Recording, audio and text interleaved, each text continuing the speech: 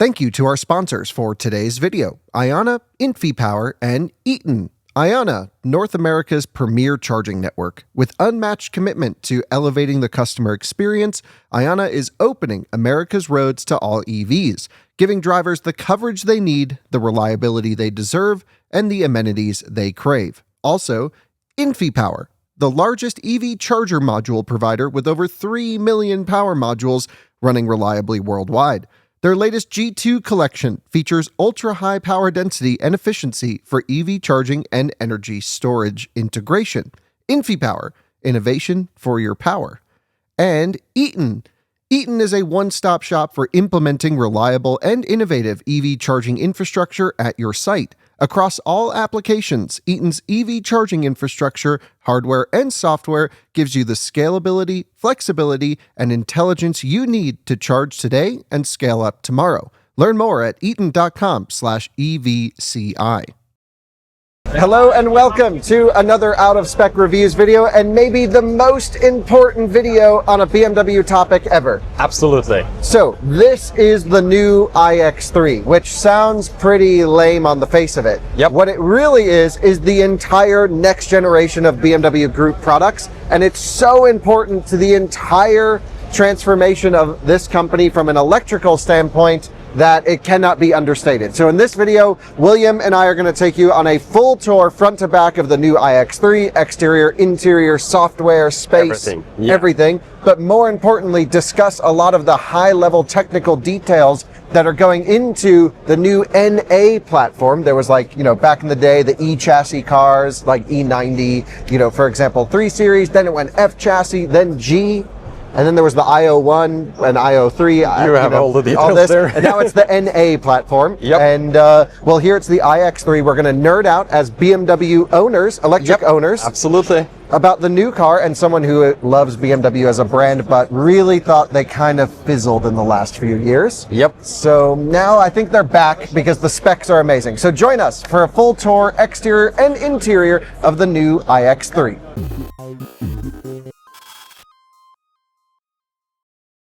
I'd like to say a huge thank you to 3W Floor Mats for sponsoring this video. Let me crack this box open and show you why I love 3W Floor Mats. Well, first of all, they come in packaging. Yes, I'm sniffing packaging. That doesn't smell. So it comes in totally smell-proof packaging, which is great. We're going to pull the rubberized floor mat off. You can see here I have the driver's floor mat for the new Tesla Model Y. Of course, 3W Mats makes the best mats for all Tesla vehicles, including Model S, 3, X, and Y, but also other electric vehicles available on the market. You can see it's cut perfectly to fit inside of the Tesla Model Y, and it's even got this really cool sort of metal kick plate, which I absolutely love. Now, it also has a shelf function right down here where you can add extra little trinkets, whatever you want to have with you, so that you can drive around with extra storage, all thanks to 3W. Not only do they make front floor mats, they make mats to protect every area of your Tesla Model Y, including the entire trunk, including the seat backs, which is great if you have dogs, underfloor storage, and more. So all you need to do if you get these things dirty is rinse them off, let them dry, throw them back in the car. Extremely durable, extremely high quality, and perfectly fit to your vehicle of choice. From September 9th to September 30th, 3W is celebrating their Brand Day. Order through the link below to get up to 35% off on the official website and up to $50 off on Amazon. Don't miss out on these limited time offers. I'll leave all the links down in the description below. Thanks to 3W for sponsoring this video. Well, William, it's the new iX3. It's the Neue Klasse. And your initial impressions before we get into all the details. I am super impressed by the specs that I've seen on paper for the Neue Klasse, and BMW seems very confident in the platform themselves. They say 40 new cars on the Neue Klasse platform here, so that's kind of shows that they are really have used all their knowledge to kind of develop a good platform for their future, because this is their future. And Yeah, I totally agree. I mean, it's almost as if BMW like skipped a generation. They actually said that, and I'm like, I totally agree. Yep. Where I'm like, holy smokes, we have just catapulted into proper next generation stuff here. Real almost leading the way from the German side. So the Chinese competition's been heating up like crazy, of course. We've seen Xiaomi, we filmed the U7, we've played around with everything. Those cars are amazing. And the German automakers had been lagging behind, I would say, for the last generation of cars. Absolutely. Mercedes came swinging this year with the new GLC electric. We'll have a video coming on this one as well. And that would have been really impressive if it launched by itself, because it's 320 kilowatt charge or 330 kilowatt charging. Yeah, on the GLC. 94 kilowatt hour battery pack, etc. And that's their 800 volt system architecture shared with CLA. Definitely the impressive specs on the GLC, but absolutely. But then this is here and just smashes the entire competition. This is an X3 sized vehicle. Think Model Y, slightly bigger. 108.7 kilowatt hour usable battery pack. That's a large battery for the size of and car. We're going to nerd out too. We're going to show you the battery. It uses giant 4695 cans. It uses cell to pack to chassis. So similar to like Cybertruck construction, for example, the whole bottom of the car comes in on the battery pack from a construction standpoint, which is really cool. Impressive. Yeah. So it's like you have major technical improvements in terms of construction and engineering, major range and charging improvements in terms of customer benefit, and then an entirely new zonal electrical architecture system that's even more impressive. It's just BMW redoing themselves, I think, properly. Now, we haven't driven it. It might drive like shit. We really don't know. I can't imagine it would. It's a rear bias system. It's got good chassis components, double wishbone, things like that, or at least it can support double wishbone on this platform. But let's just go through the car and we'll talk about things as we go. But it's hard to stress how important this vehicle really is for the future of BMW, William. Yes, it's the future for BMW. Yeah, really, the only thing that would be better would be like an i3S. That's just peak BMW. That's the peak. Of electric, of course. Okay, so come pop in with us, Scott, because we're going to go around through the front of this thing. Now, the whole design is completely new, and everyone has eyes and everyone has an opinion. Yeah, I think everyone can see for themselves and make their decision on the design. Yeah, I mean, if you swing back this way, we can really get, with just less people around, a better chance to see the entire car, opened up. So your impression as a whole, good, bad, ugly, great? I'm not a huge fan, but that's always my kind of initial impressions with the BMW designs lately. Yeah. For example, the i7, I will use that as an example. I hated the design when it came out. When we spent some time with it, driving across America, I'm just, okay, it's cool. It's one of the nicer BMW designs. Yeah, and it's got some presence to it, but it launched and everything is just always bad when a new design launches. So I don't really want to make up my opinion that early on the design. I think it can grow and it's much better than other BMW designs, in my opinion.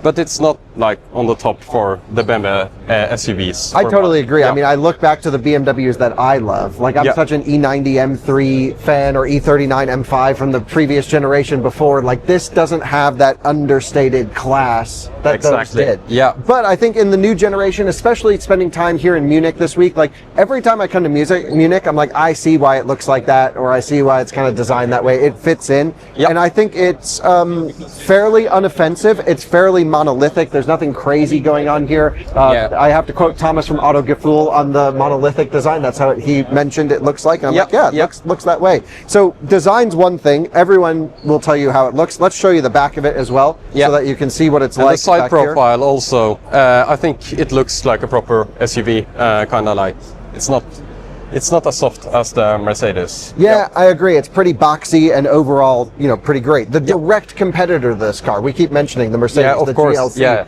just launched. And again, an impressive car in its own right. Yeah.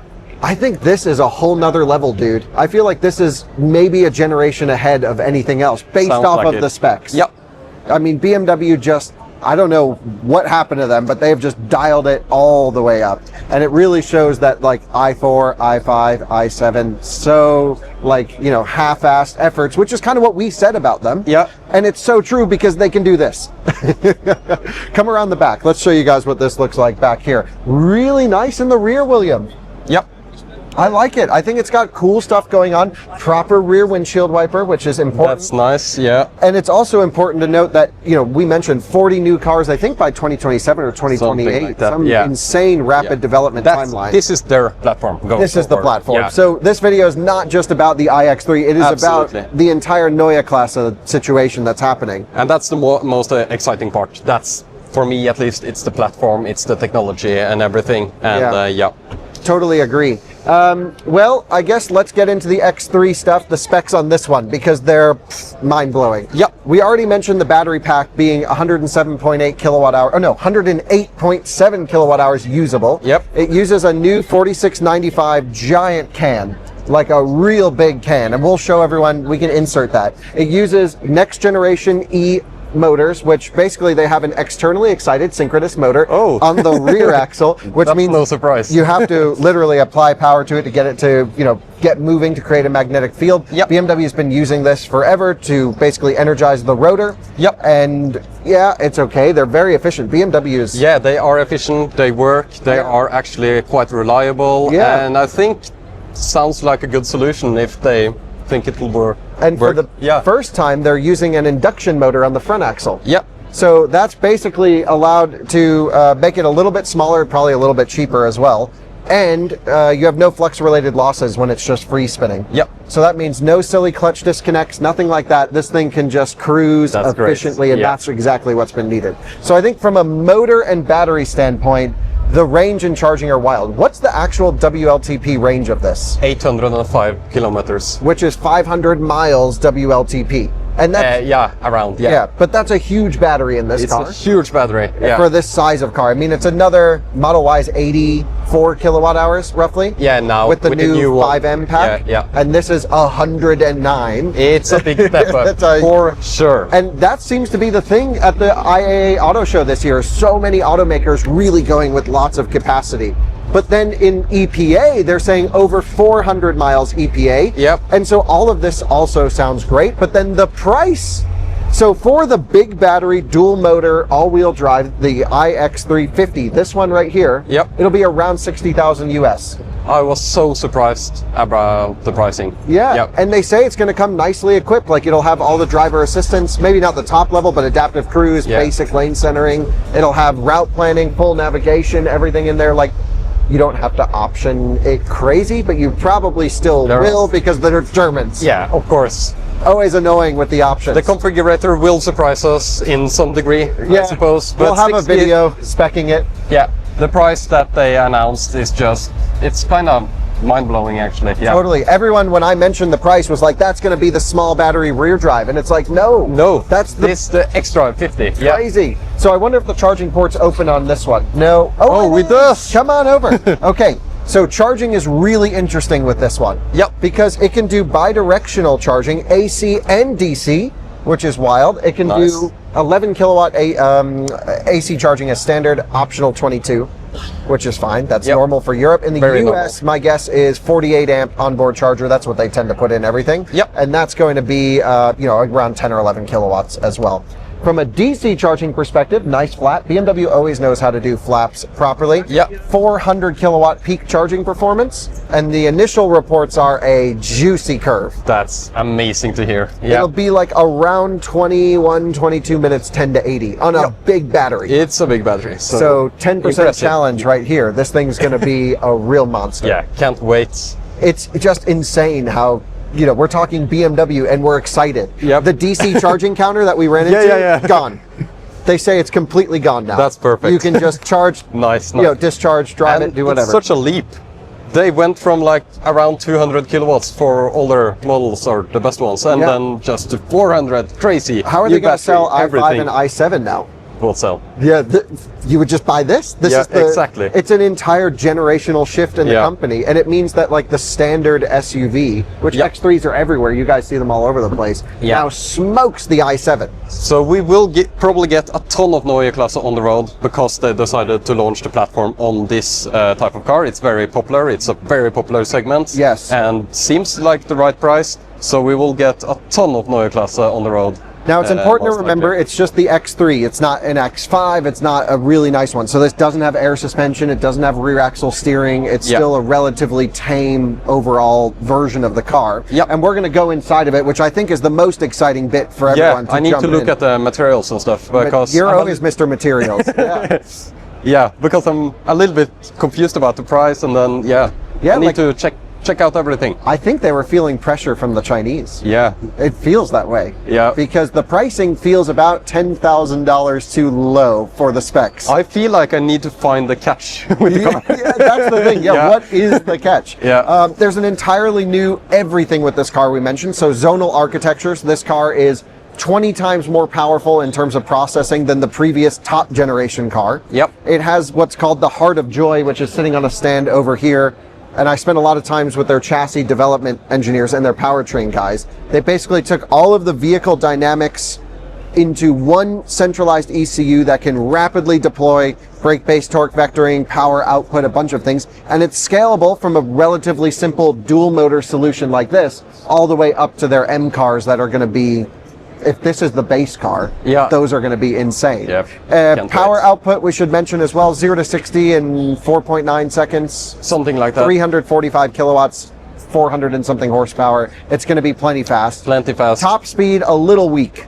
Yep. 230 kph. Okay, yeah. Whatever. It doesn't matter anywhere outside of Germany. And even there, no one's driving typically over 200. Yeah, we need to find out how fast the driver assistant can go as well. Well, BMW driver assistance always goes yeah, to over 100 they are miles the an best hour. ones. Yeah. They have the best driver assistance system for the Autobahn. Yes, and they'll do the Rettungsgasse where they move over and do the emergency lane stuff. Yeah, everything. It will do completely hands-free eye tracking up to 81 miles an hour. Okay, But yeah. on the topic of driver assistance, William, I think that is kind of the catch. There seems to be no major improvement on driver assistance functionality over what's already available in i5, i7. Okay. So yeah. it'll still do the look in the mirror, make the lane change thing, but there's no like stopping at stoplights, making turns, Just FSD. that Tesla has. Yeah. Yeah, and also the Chinese have that stuff. Now they have it in their local market. That's the catch, Yeah. or that's what we have to think about, Yeah. is that Tesla FSD doesn't exist in Europe yet, so it's fine so far. Yeah. But if something happens and we start to get this Chinese or Tesla FSD into the European market, I think this will start lagging behind pretty fast. Yeah, absolutely. I totally agree. But here's the thing, because BMW is now kind of unifying their architecture and unifying their ECUs and really cutting down on all the crap that's just built up over the years as they added features. I think the over-the-air software update capability of this car is now a whole nother level compared to what previous gens are. I really hope so. Yeah, and that's what they claim. I mean, they're claiming they are going to get, the baseline architecture here. I mean, it's really, really nice. Yep. And they're just going to dump software, really improve driver assistance. They are not saying they've put in all the hardware capable for autonomous driving. That was not in any of the 70-page press release that I read on the car. Nope. But everything you go through shows, okay, they're taking a very German approach, but it's seemingly very motivated German approach Yeah. to doing this type of stuff.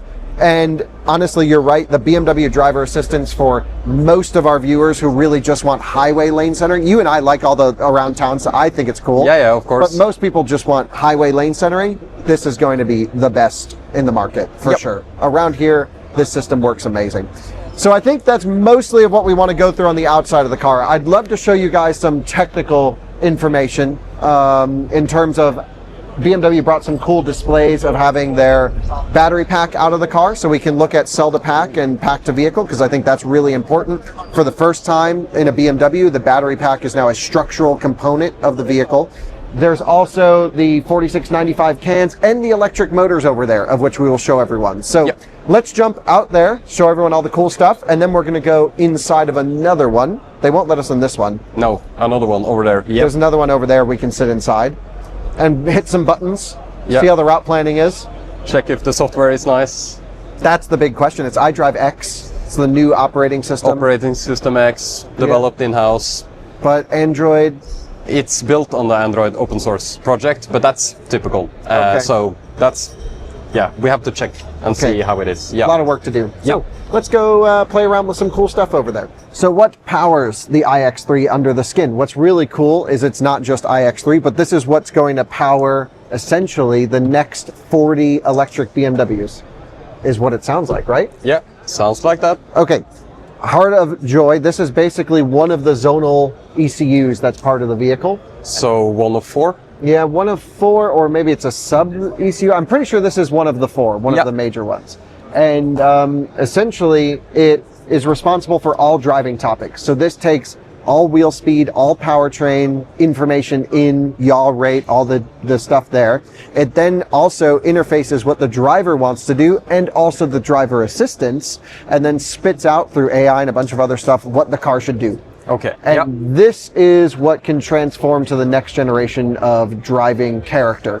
Because as ABS first came on the market, that was a separate ECU. Then ESP, well, then traction control came. That was a separate ECU. Then you had to get them to talk to each other. Then stability control came in, and you needed all these yaw rate sensors and et cetera, wheel speed sensors perfectly dialed in. And that was a separate ECU. And that architecture of just different control units for the entire driving behavior of the car spread to like the most complicated imaginable thing ever. I remember BMW used to brag about how many ECUs the 7 Series used to have. Yeah, I think multiple German brands actually had that like in we have marketing. 40 ECUs in our car. Now we want none. Yeah, as low as possible. So like the ID Everyone that Wasim is working on with the joint venture for Rivian Volkswagen Group, one zonal controller for the entire car.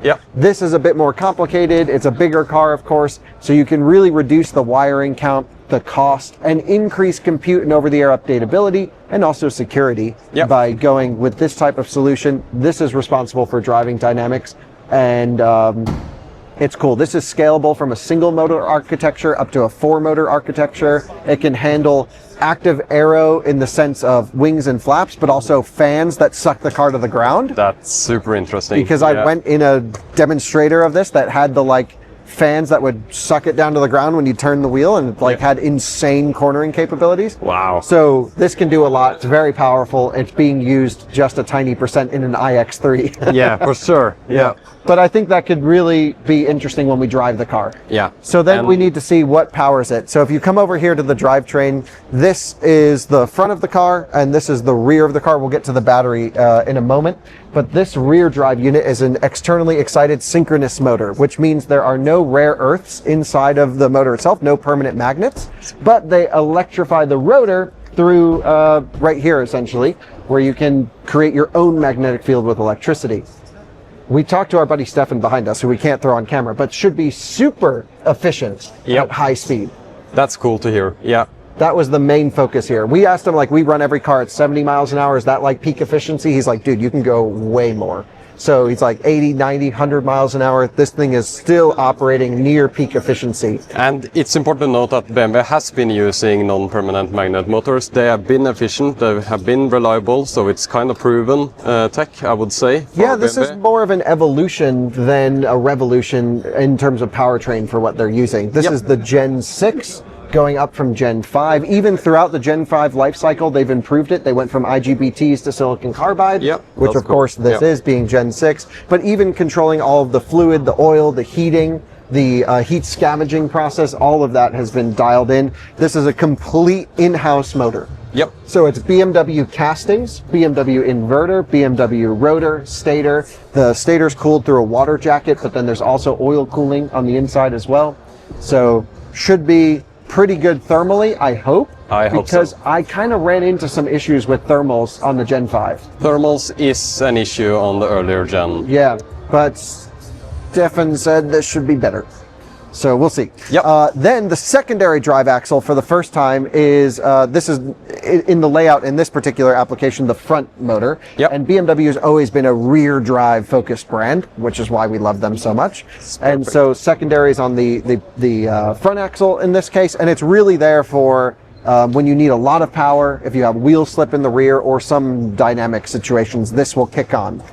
For the first time, it's also silicon carbide, which is interesting, but it's an induction motor from a supplier. I don't know if it says where, but this is not from BMW. This is a supplier one, but they went for an induction motor for size, cost, and also there's no flux-related losses with an induction motor. ASM. I feel like everyone goes for a supplier with the induction motors. Yeah, I mean, I think that's smart. You can only spend so much engineering resources on your primary drive, so put everything you can into what's going to go in every car, because this is for rear drive. This is the important one, yeah. Yep.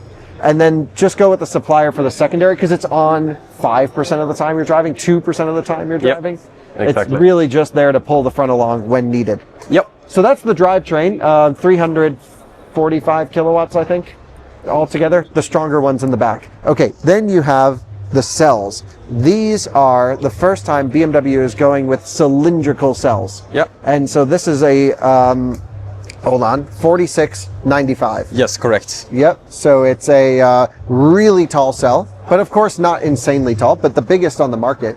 It's because I think very large, yeah. Tesla's the only one doing the 4680s. Yeah. And so now we're going 4695, so that's tall. And there's water jacket cooling around the whole thing. That's very cool to see, yeah. I'm actually going to pan to a clip that we shot at the BMW Welt the other day, where I showed the entire diagram of the cooling system. Yeah. And went through everything that you needed to know about these cells, the voltages and stuff. So let's pan over to that, and then you'll meet me back over here.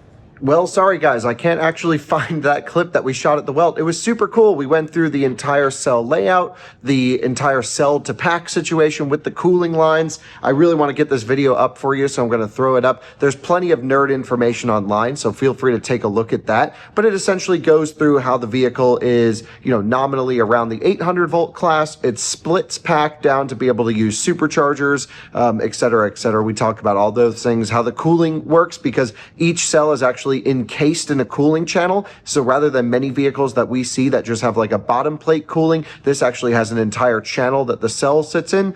Tesla used to do something similar to this as well. So I'm just surprised they were able to get that much capacity in the battery and still do proper cooling of the cell all together. Seems really good. Also, I don't know if we mentioned it in the video, but the DC fast charging counter should be gone, and many other topics. If you want me to do like a full nerd deep dive on this thing, certainly will. It sounds like I'm going to go drive it next 2 months from now, something like that, is when the drives will start. So of course we'll dig into it even farther when I'm able to. iX3 of course is going to come with a BMW multi-function charger, of which needs a abbreviation because it's BMW.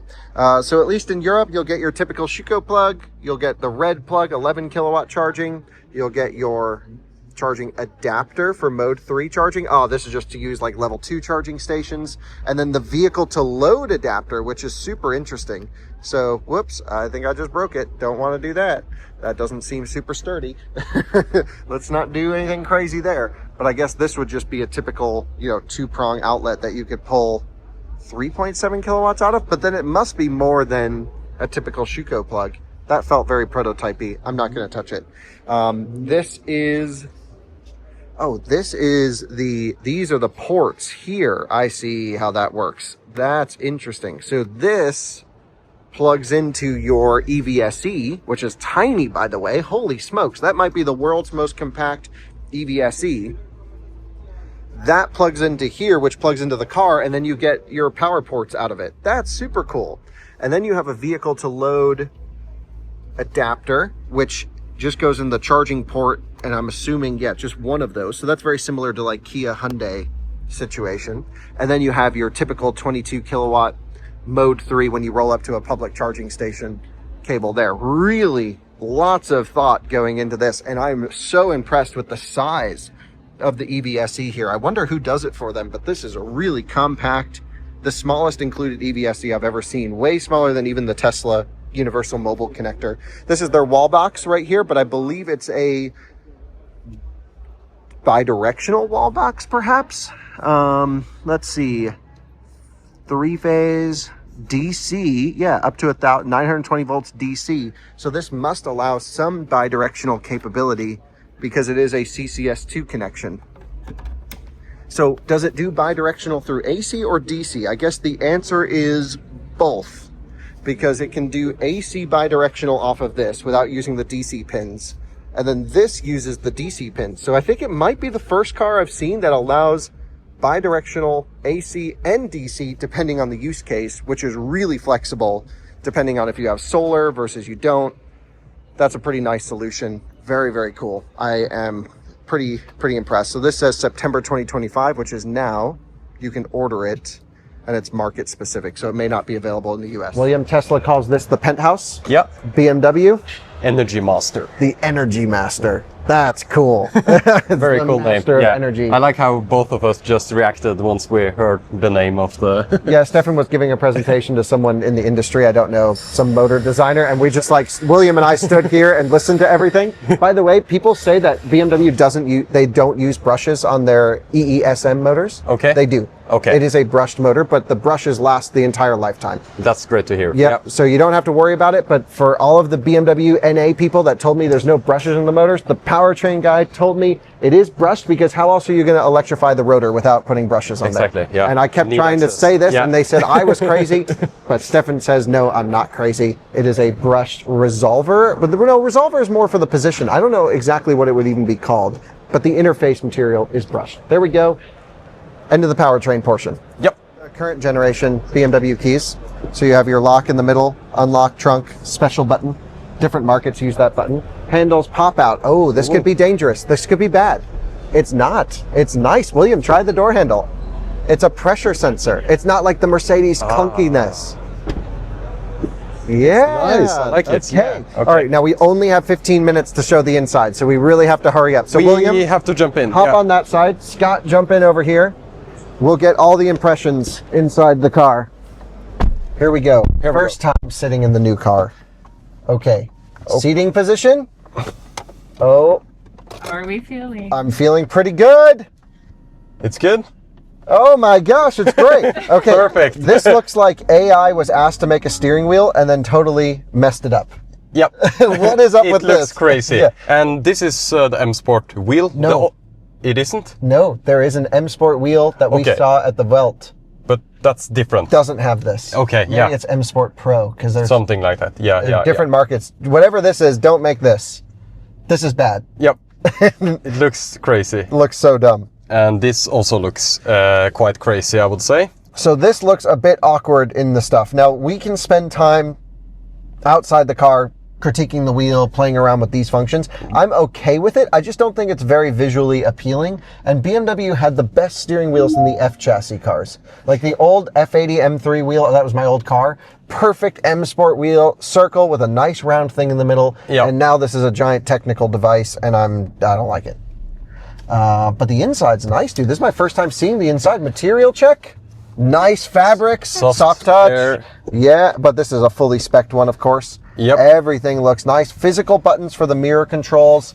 That's good. Steering wheel is a manually adjustable steering wheel, but it That's comes fine out by pretty me, far. actually. I Yeah. prefer that, to Yep. be honest. Yep. And overall, really nice. The stalks, they still have them. And Yep. the turn signal stays in the down position, not the proper BMW way, but Oh, still okay. that's different. Yeah. Yeah. That's okay. Yeah, for Okay, sure. now, before we get into this, I know this is what we want to get. Let's get into everything else. Yeah. So we have hazards down here. The shifter is pull back, push up, and then park is, how do you activate park? That. I That's the guess. park. Okay, yeah. So park is to the left. And this feels a bit awkward, but it's okay. Volume knob, that feels plasticky. Yep. Then we have the wireless charger here and Is two it cooled? It seems like Must be. it must be. Yep. Two USB-C ports and two big cup holders as well. Yep. No key slot, is that true? Yeah, see, this would have been a great opportunity for them to let me put my key in there. Absolutely. Yeah. Yeah, okay, because you never know what to do with the key. Now, keep in mind, this is the backup entry method.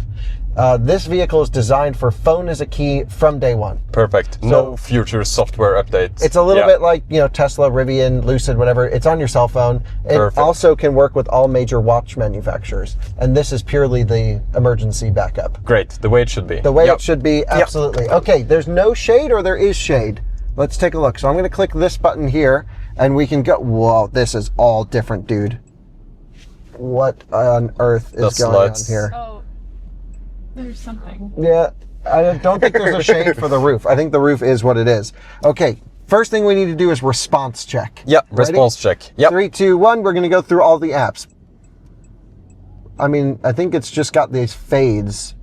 Yep. But it's going. Yep. So now we've got different drive modes. Personal can now be configured to how you like it. So I can go here into personal. I'm already annoyed with that delay. It's not tons laggy. of like graphics. Animations that are added. Yeah. So you've got steering assistant, reduce warnings. Nice. Perfect. Okay, that's great. So just, you could probably program that to a hotkey somewhere. Yep. The charging flap has AI built into it, so it's supposed to auto open.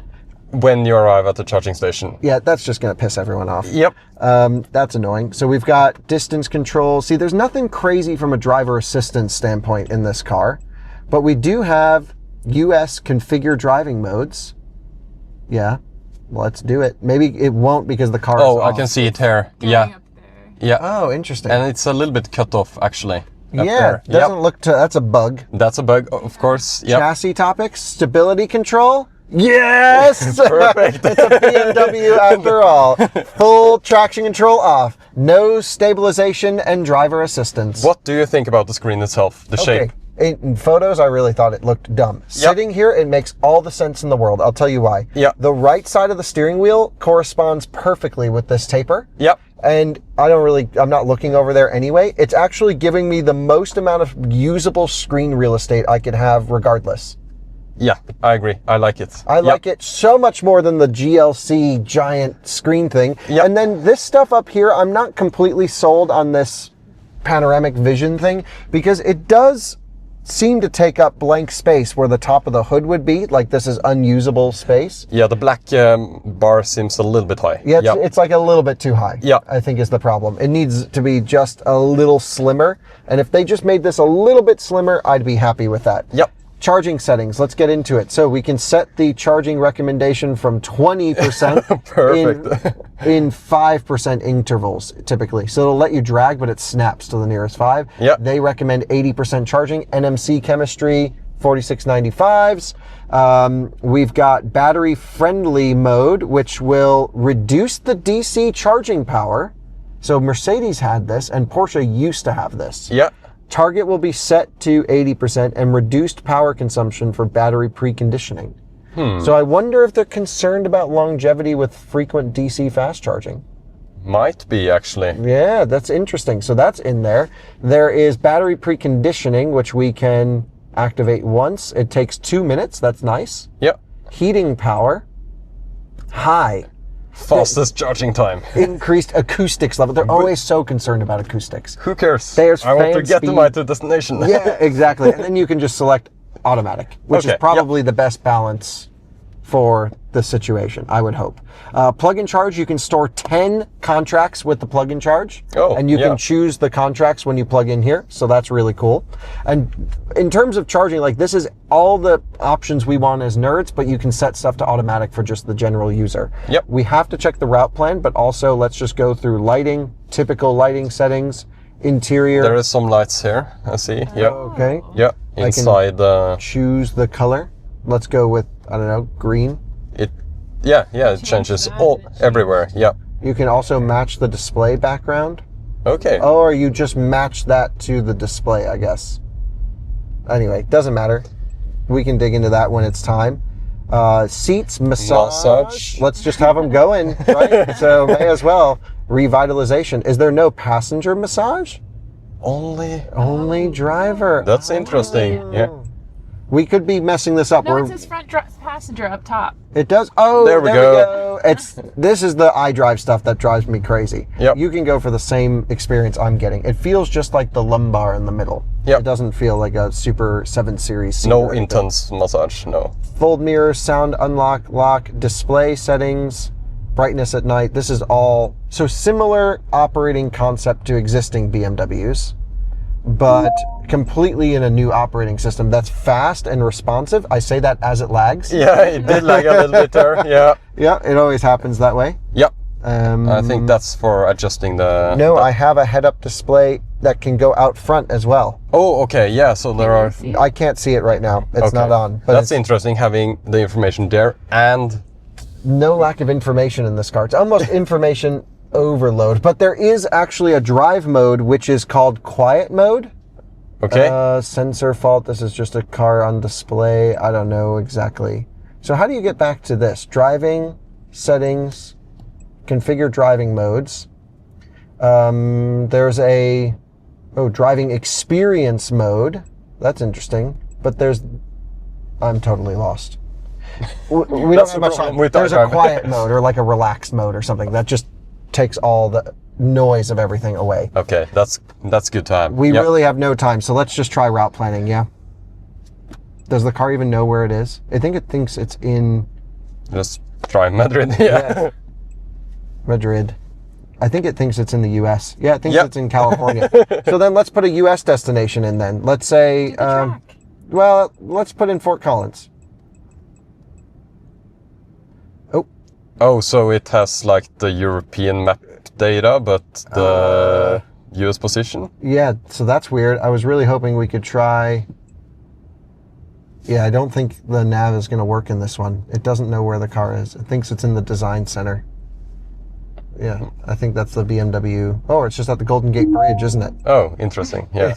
Weird one. Okay, interesting. So that definitely we need to play around with, but you should be able to set state of charge on arrival at the charger and at the destination. So let's come here. Charging route at charging station, min. At destination, 10%. That's how you should do it. Yep. Nice. Prefer BMW charging. Show operators. Oh, so you got to sign in to do a lot of these things, and it's in demo mode. That's the problem. Okay. I'm pretty overall okay with this new setup, but it seems okay, but it's slower than I would have liked. Yeah, just this. Yeah. It's okay, but definitely you can tell it's not... It doesn't have the smartphone snappiness. Yeah, it's not the Chinese car snappiness either. Journey data, let's see, it gives really nice displays in terms of consumption, where it's all coming from. Of course, it always logs since factory. Every BMW does that. I love that feature. That's so you perfect, can always tell when you're buying a used one what the situation is. What else? Spotify built in. M-Apps. So this is maybe where we'll get the temperature nerd data. Oh. Okay, so we've got altitude, throttle, brake, tire pressures, press and hold to edit content. What else can we put in here? G meter. Powertrain. Oh yeah, here we go. Position, temperature, voltage, current. Yeah, baby. Medium. Yeah, we've got our temperature, min and max. That's nice. That's super cool. BMW knows how to do it. But you need to get an M Sport in order to get this. Okay, yeah. Voltage, what is the voltage right now? That would be good. We're at 23%. Oh, it doesn't say. Voltage is something. It's just a gauge. Yeah. That's annoying. Would have been great to know the nominal voltage of this, which would be, another 30% up from where we are now. Yep. And current would be just a few amps at the moment. It doesn't even say. It'll just be a gauge. I see. Yep. But give us the values, but other than that, nice to at least see that in there. Nice to have the temperatures. And you can program, as much as you want. So that really bodes well for the future of M. Yep. Having a lot of good stuff in there. Yep. I mean, it's not bad. It's not bad. It's just missing the edge, I think. Yeah. Yeah. Let's take a look at this in here. So we have a pretty small center console. 12 volts. 12 volt, yes. Under storage here. I wish they went with bigger console and less storage under here. Yep. Because there's not much room to actually slide stuff in this way. So that seems to be an issue. Yep. Scott, we need a backseat review. Okay. They won't be able to hear you, so let's get the mics over. Here, I'll stop this for you. Okay. I am very surprised that I like this. I love it. Tons of space. Oh, what's that? Oh, that's for an iPad or something. This is really nice. Good leather. Lots of headroom. Very important. What else? Very spacious. It's like super spacious. Hold the mic up. It's super spacious. I really didn't think that I would have much room back here. And there's a good amount of trunk space too. We haven't shown that. Yeah, we have to pop out because we have like 2 minutes. Okay, 2 minutes. Let's swap. Mic to William, phone to Scott. You exit by pulling this little tab on the door handle like that. Yep. Sweet. Great. Let's show trunk space. How do we enter? Boom. Okay, pretty high loading height, first glance. Yep. a little bit more than expected. Not much underfloor storage either. But this is still a nice wide opening, and the seats do probably fold down. I don't think we have time to show that. Yeah. And I can ask if there's a front trunk. Is there? Yes, there is. Okay. Yeah. And we'll show this one. Guys, we have to We are pretty much done. Can we just show the front trunk really quick? Yep. Yep. Okay. But how do you do this in a BMW i3? There we go. iX3. So the next iteration of this car is going to be the i3 sedan. Yep. Coming back, right? Oh, it's a double pull Double pull. because it's a BMW. And that's going to have huge range, dude.